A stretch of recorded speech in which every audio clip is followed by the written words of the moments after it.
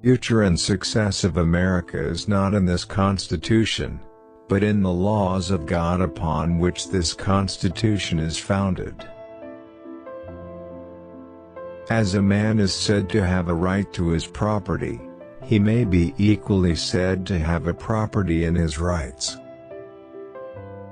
Of all the enemies of public liberty, war is perhaps the most to be dreaded, because it comprises and develops the germ of every other. If our nation is ever taken over, it will be taken over from within.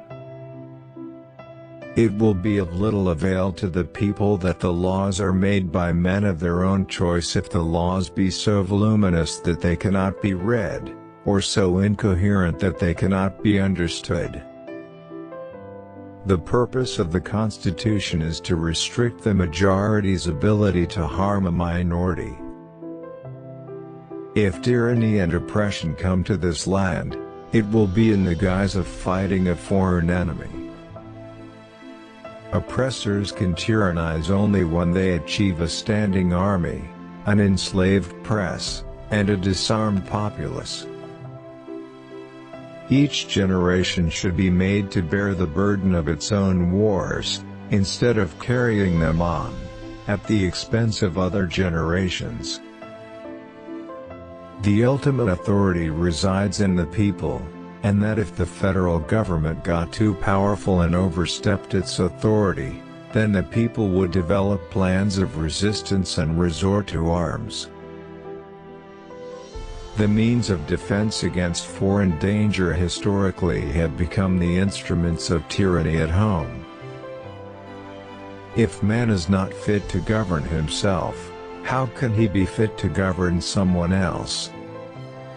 The personal right to acquire property, which is a natural right, gives to property, when acquired, a right to protection, as a social right. Americans have the right and advantage of being armed, unlike the citizens of other countries whose governments are afraid to trust the people with arms. I believe there are more instances of the abridgment of freedom of the people by gradual and silent encroachments by those in power than by violent and sudden usurpations. Knowledge will forever govern ignorance, and a people who mean to be their own governors must arm themselves with the power which knowledge gives.